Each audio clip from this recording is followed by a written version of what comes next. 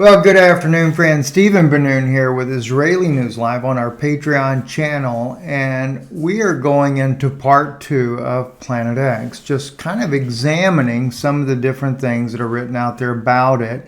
Everything from the scientific side of this, what scientists are saying, some of the thoughts that they may have that could suggest that some of these predictions and prophecies by the Sumerians that Zechariah Stitchin brings out, or Carlos Ferrada Menendez, who is a Chilean astronomer, another scientist that actually spoke about this planet coming, what he had to say about it, and what's actually going on in the Earth, some of the things that would prelude it, what the Kolbrin document is probably one of the best documents for documenting the ancient times that the planet has passed before, besides the Sumerian writings. And in fact, the Kolbrin brings out that the Exodus from Egypt was one of those times that the mysterious planet passed by. And it could be true. I mean, let's face it, the phenomena that we read in the Bible about it are clearly very interesting in regards to all this. Jesus even spoke about that there'd be an earthquake as like never has been on the face of this earth before that would happen in the latter days there. And we still have not seen that type of event. Now, I started off, though, with a very interesting article here on NPR.org. And I did this intentionally. Has there been a change in frequency in earthquakes and volcanic eruptions? I did it intentionally because it's interesting for a couple of reasons, and you're about to see exactly why I did it. This is what it says here. This is on January the 8th, 2024. While earthquakes and volcanic activity around the world may have been in the news a lot over the past year, they say there's no real increase in the number of climatic disasters. Excuse me, let me read that again, right? While earthquakes and volcanic activity around the world may have been in the news a lot over the past year, there's no real increase. The number of climate disasters, however, is rising. But they say there's no real increase. Like I told you, I did this for a reason. You're going to see why. That's NPR.org stating that. Well, let me take you to this site here. This site here has a lot of information we'll look at in a little bit here. Way back in 1940, Chilean astronomer Carlos Menendez Ferrada predicted accurately that the powers that be would attempt to cover up Planet X when it comes barreling towards the Earth. Ferrada referred to the Nibiru Planet X as the comet planet because it has the size of a planet but the speed and elliptical orbit of a comet. I did that in part 1. I shared with you Carlos Menendez Ferrada. And of course, he was in his 90s when they interviewed him. So I would guess that was probably some 40 years after he did that prediction in 1940. He was very accurate in his predictions. He's a scientist. He's not a prophet. So when they say he predicted it, they're not talking about he prophesied like he's some flamboyant person. He does this based on astronomical celestial objects and the movement in their space and time, etc. But he said they're going to try to cover it up. NPR, while earthquakes and volcanic activity around the world may be in the news a lot over the past year, there's no real increase. Mr. Ferrada said they'd try to cover it up. Well, the reason I'm trying to cover up that issue too is because of the fact that we do have those signs as the precursor, according to many documented sources, the Kolbrin being one of those looking at it from a historical point. Now, I want to take you here, though, to the CostaRicaNews.com. That's the CostaRicaNews.com. There's their article here I brought out. Are earthquakes and volcanoes activity on the rise? Now this is in 2015, 9 years ago. It was actually updated on May the 9th though, of 2024. They updated the article even. So let's see what the article states here. The Costa Rican News, if it seems like earthquakes, erupting volcanoes are happening more frequently, that's because they are. Totally opposite of what NPR said. Because they are. NPR didn't cite any source information. Watch what it says here. Looking at the global magnitude, M6, in other words, magnitude 6 or greater. Those are pretty strong earthquakes, magnitude 6 or greater. From 1980 to 1989, there was an average of 108.5 earthquakes per year. 108. I don't see how you can get a half an earthquake, do you? No. From 2000 to 2009, another 9-year period, the planet averaged 160.9 earthquakes per year. Might as well say 161. That is a 38.9% increase of magnitude 6 plus earthquakes in recent years. They go into the conspiracy theories about what's causing it, HAARP, things like that. But they weren't looking at that. They're just saying that a lot of people report those things, right? The cumulative number of earthquakes, magnitude 3 or greater, in the mid-continental United States. You know where they talk about New Madrid fault line?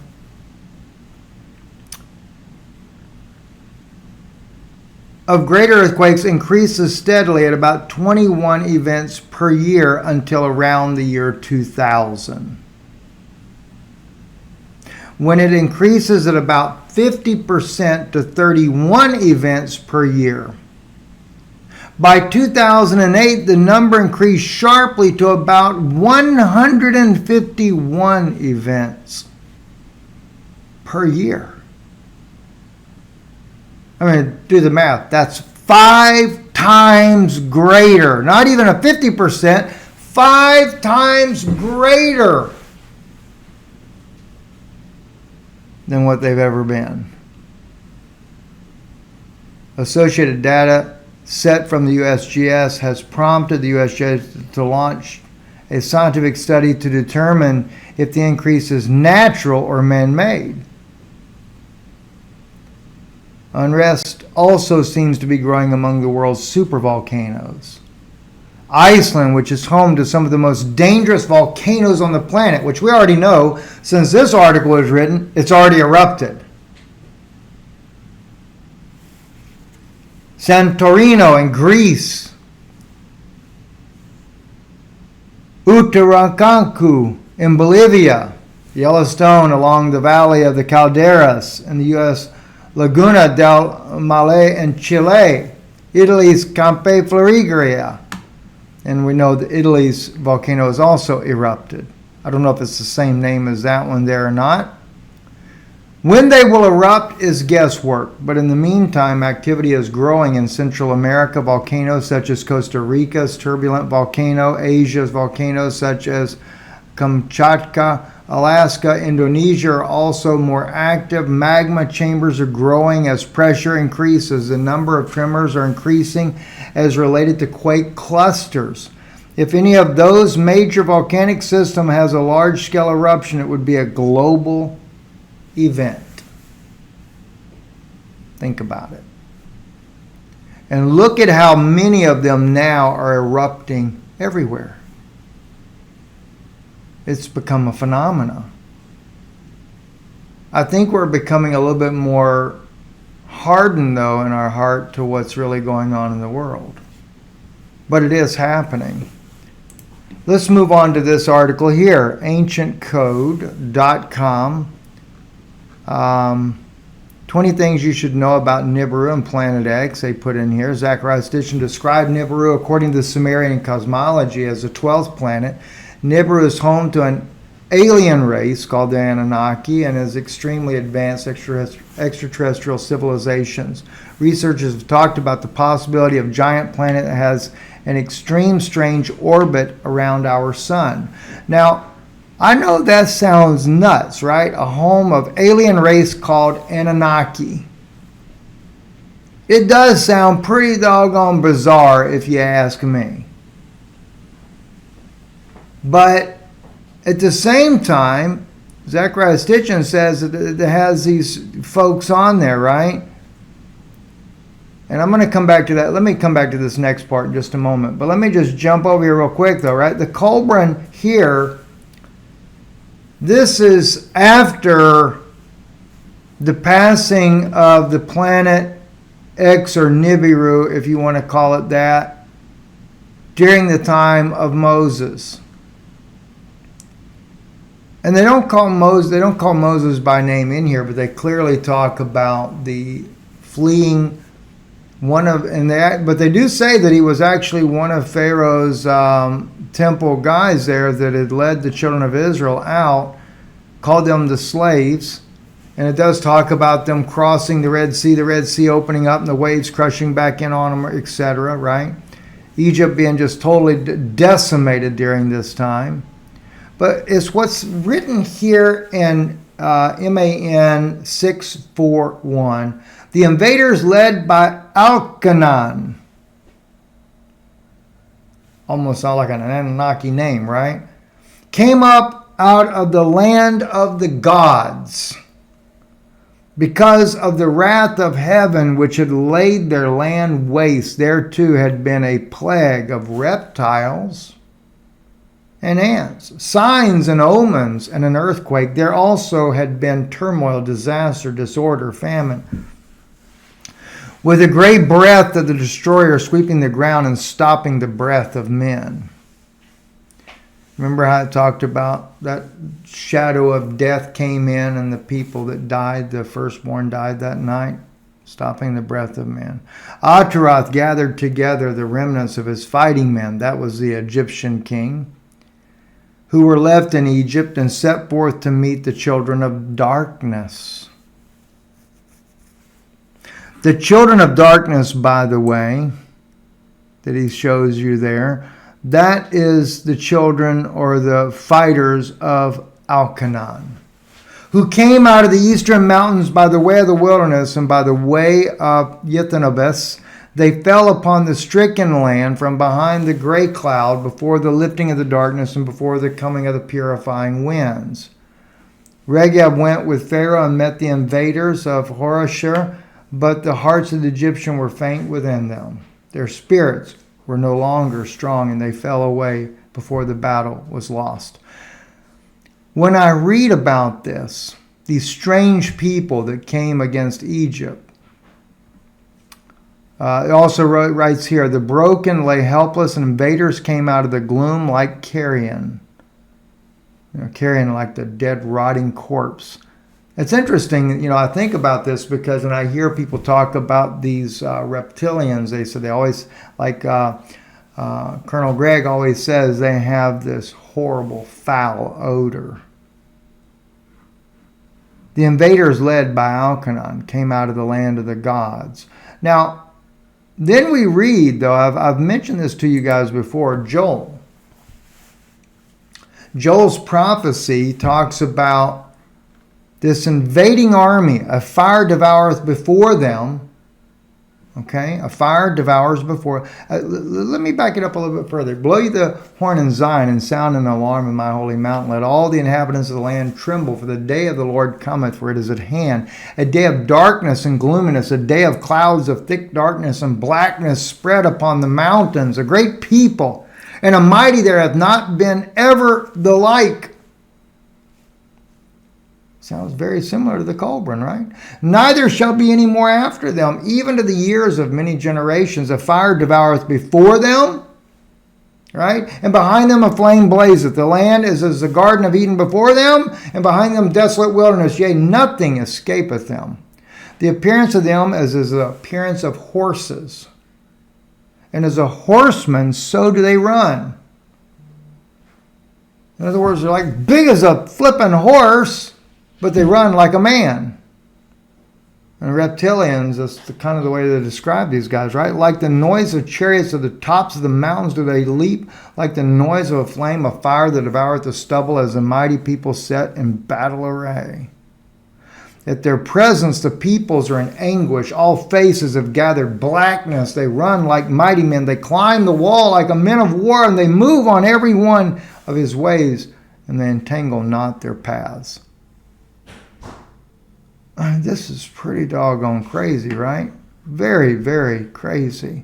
But so much like what we see here in the Colburn. The invaders led by Elkanah came up out of the land of the gods because of the wrath of the heaven, which had laid their land waste. There too had been a plague of reptiles. And we might think of that as frogs when we read the Bible. Going back over, let's see, was it this one? Nope.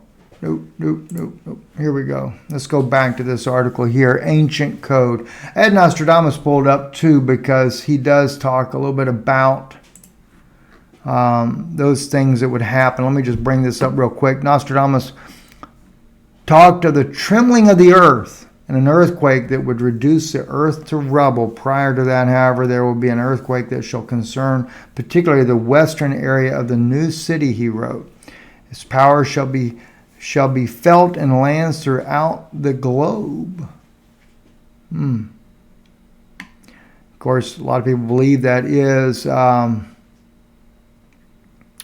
actually, the United States being the new land that he speaks about there. Let's go back, though, this one. AncientCode.com says, in 2008, Japanese researchers announced that according to their calculations, there should be an undiscovered planet at a distance of 100 AU, that's astronomical units, that has the size of up to 2/3 of planet Earth. These calculations support the hypothesis of the existence of Nibiru, or Planet X. Here we bring you 20 things you should know about the mysterious planet Nibiru.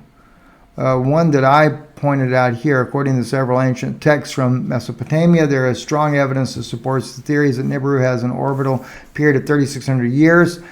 That, though, is really, really challenged, especially if you consider some of that documentation that the Colburn speaks about. It seems that it could be about every 1,500 years, roughly, thereabout. Also, NASA has identified a planet with an anomalous orbit around our sun. They refer to it as Planet X. The Washington Post and other news agencies wrote about it in 1983 and in the coming years. According to the Washington Post, a heavenly body possibly as large as the giant planet Jupiter, possibly so close to Earth that it would be a part of this solar system, has been found in the direction of the constellation Orion by an orbiting telescope about the U.S. infrared astronomical satellite. Notice it was an infrared telescope. All I can tell you is that we don't know what it is, said Jerry Neugebauer, chief RIAS scientist. R. Harrington wrote a very interesting article in the Astronomical Journal in 1988. Harrington suggested that a planet 3 or 4 times the size of Earth existed, having a position of 3 or 4 times further from the Sun than Pluto. According to the mathematical models that were presented, it is believed that Planet X or Nibiru has extremely elliptical orbit of 30 degrees. So there's so many things here that point to this, both scientific, both the phenomena that are happening on the Earth, that maybe this system really is coming. But I personally, when I look at this, I don't feel like that, regardless of the things that are happening on the Earth, the increases that we're seeing, notice there were already the increases of the earthquakes, etc., on the Earth as early as 2000 to 2009.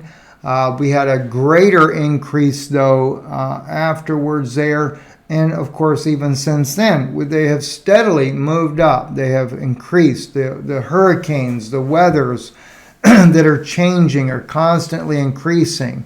Is it another decade, though, that we're looking at? Maybe. Could it be longer? Possibly. What's happening on our Earth today, it could be somewhat man-made, as they point out there. It could be something to do with weather weapons as well. We realize that. But nonetheless, there's definitely a true change that is happening. Unlike what NPR had to say, that there is no changes. There is no changes. And yet another scientific journal lays out the actual data and the facts. And at one point, the 3 magnitude and greater just in the center of the United States has increased by 5 times. Starting in that year, and we'll go back to that real quick there. Let's see, it was nope, this article right here. And after the year 2008, they increased sharply to about 151 events per year. And up until 2008, they were only 31 events per year, which was already double the number of events before the year 2000. So from 2000 to 2008, they were at a 50% increase, but then they went sharply up to 151 events in the center of the United States, going 5 times greater. That's 500% increase. So you tell me. That's why I say, even though we are seeing the increase, the magnitudes, the flooding, the hurricanes going in much higher, especially this year, much higher, the water's warming up even hotter than they ever have. All these events, it could still be another decade or more out before this elusive planet comes our way. But the point is, things are definitely changing. Signs are out there. Could it be? It's predicted that it would be. And finally, I'll share with you, by the way, these are not my notes on here. This is just where the Colburn is uploaded on realityfiles.com. So whoever loaded it up, they made these notes in here, not myself.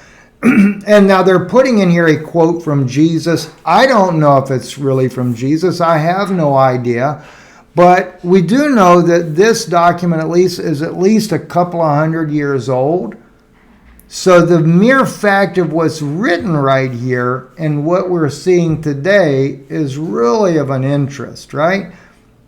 Jesus is answering a question, allegedly, from a Roman soldier, and he says, "There will be an end to the beginning, and men will know this by the spirit of the times. Men will no longer be as brothers, nor will they be manly. Women will be as men, and men as women. Adultery will not be condemned, nor will fornication. Therefore, these will flourish. Men will will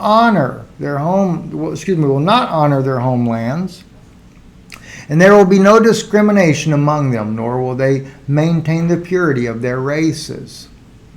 Raised to be wayward, perversions will be encouraged, and criminals will mock the law." That's so true.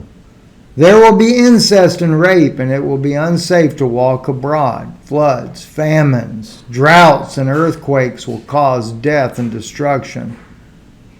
Strange sicknesses will smite the people, and there will be denial of God. Babes will be slain in the womb.